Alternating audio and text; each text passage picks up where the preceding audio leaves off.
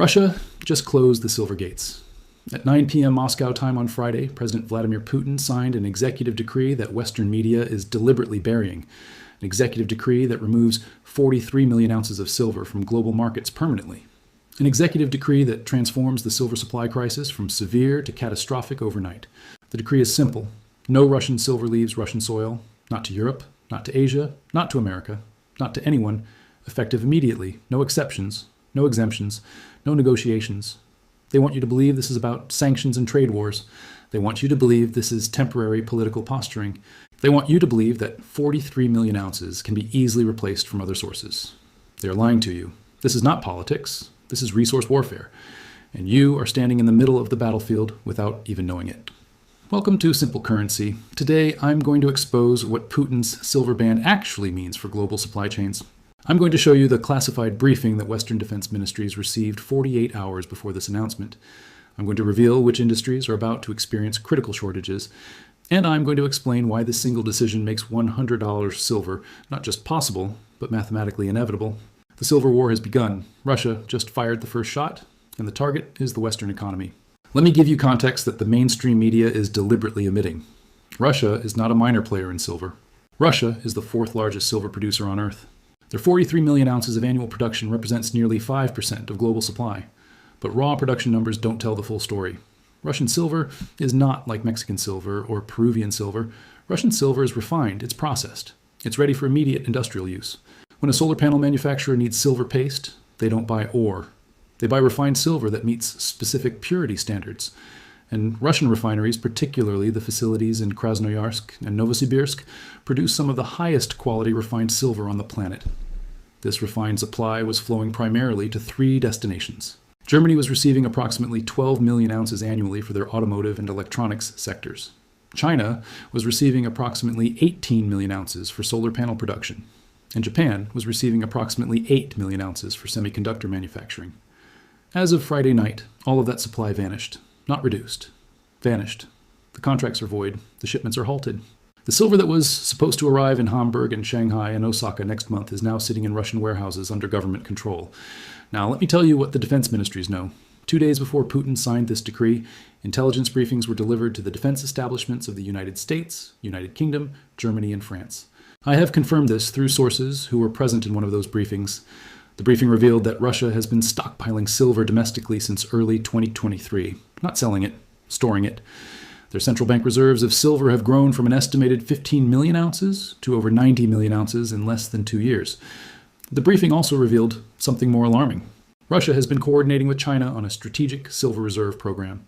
China has simultaneously been accumulating silver through the Shanghai Gold Exchange, taking delivery of physical metal rather than rolling paper contracts. Combined Russian and Chinese silver reserves now exceed 200 million ounces. That is not a coincidence. That is a coordinated strategy. And the export ban is the moment when that strategy becomes visible.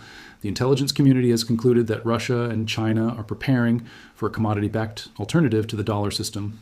Gold is the foundation, but silver, with its critical industrial applications, is the weapon. Think about what controls the Western economy. Electric vehicles, solar panels, 5G networks, semiconductor chips, artificial intelligence infrastructure. Every single one of these technologies requires silver. Every single one of these sectors was relying on Russian supply, either directly or through intermediary processors. By banning exports, Putin has inserted himself into the supply chain of every strategic industry in the Western world. He is telling Europe and America that their economic future depends on a metal he now controls. This is leverage. This is power. This is the new Cold War playing out in commodity markets rather than on battlefields. Now let me show you the immediate supply impact. Global silver supply was approximately 1.01 billion ounces in 2024. Global demand was approximately 1.21 billion ounces.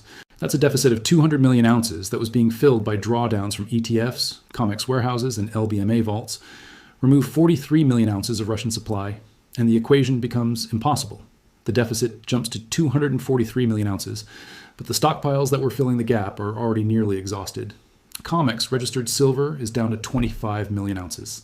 LBMA vaults have been drained by 400 million ounces since 2021. The SLV ETF has seen massive outflows as authorized participants scramble to meet physical delivery demands.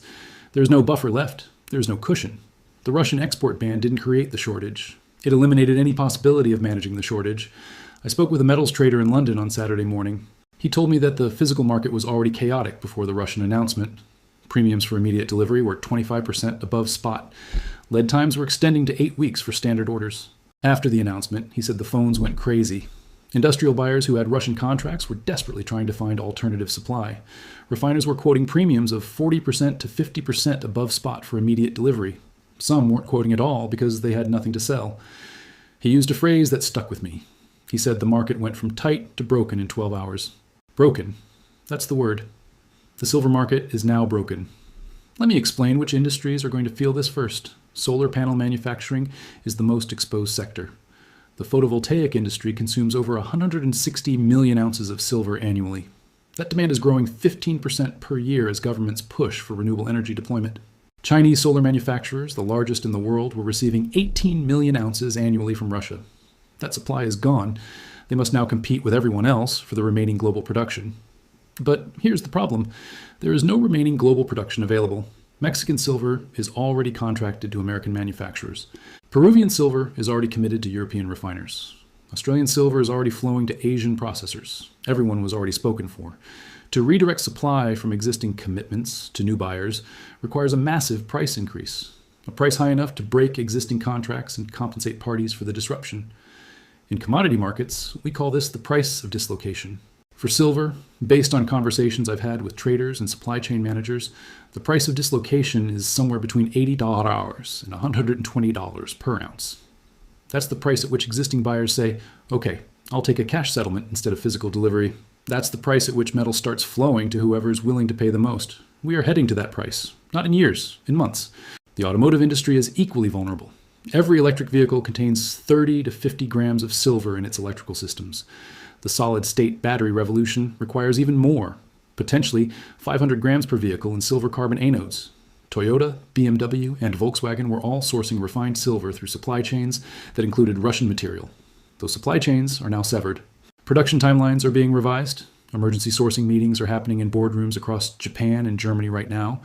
One automotive supply chain consultant told me that her clients are facing 12 to 18-month delays in EV production targets unless alternative silver can be secured immediately. And immediately, at sufficient volume, is not available at any price currently being quoted. The semiconductor industry faces similar challenges. Every chip contains tiny amounts of silver for its conductive properties. Multiply tiny amounts by billions of chips, and you get significant demand. Taiwan and South Korea, the centers of global chip manufacturing, imported Russian silver for their fabrication plants. TSMC and Samsung are now scrambling to secure alternative supply. But they're competing with solar manufacturers and automotive companies for the same shrinking pool of metal. Everyone needs silver. Nobody has enough. And Russia just made the shortage 43 million ounces worse. Now let me tell you what this means for price. The spot price of silver is still around $32 as I record this. That price is set on the COMEX futures market by traders who deal in paper contracts that are settled in cash. But the physical price, the price for actual metal delivered to your facility next week, is already disconnected from spot. It was disconnected before the Russian announcement. Now it's completely divorced. I'm hearing quotes of $45 to $55 per ounce for immediate physical delivery. For large industrial orders with guaranteed delivery within 30 days, the quotes are approaching $60. The paper price will eventually catch up. It always does. But the paper market has never faced a shock of this magnitude. A 5% supply reduction overnight in a market already running a 20% deficit. When the paper market catches up, when the algorithms recalculate based on actual physical availability, the price is not going to $40 or $50. The price is going to wherever it needs to go to ration the remaining supply. Based on the math, based on the demand curves, based on the complete absence of Russian silver, that rationing price is somewhere between $80 and $150 per ounce. So what should you do with this information? First, understand that this is permanent.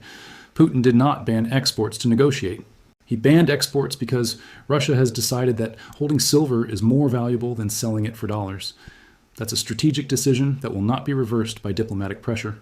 Second, recognize that every day you wait is a day lost. The physical silver that's still available at current premiums will not be available for long. When industrial buyers finish securing their emergency supply, the retail market will be picked clean. Third, prioritize immediate delivery over price shopping. In a supply crisis, having the metal matters more than getting the lowest premium. Pay the extra $3 per ounce and get silver in your hands next week, rather than hoping an order placed today ships in March. Fourth, think in ounces, not dollars. The dollar price is going to rise dramatically, but an ounce of silver remains an ounce of silver. Your goal is to accumulate as many ounces as possible before the world realizes what Russia just did. Putin banned silver exports. He took 43 million ounces off the market. He accelerated a supply crisis that was already critical. And he handed you one final opportunity to buy physical silver before the shortage becomes headline news. The mainstream media is burying this story. CNBC is talking about interest rates. Bloomberg is discussing stock buybacks. They don't want you to understand what just happened. But you do understand. You watch this video. You know the math. You know that 243 million ounces of deficit cannot be sustained. You know that a broken market leads to exploding prices. Russia just told you what silver is worth to a nation that understands resource warfare. Believe them. Buy accordingly. Simple currency. Simple warning. The gates just closed.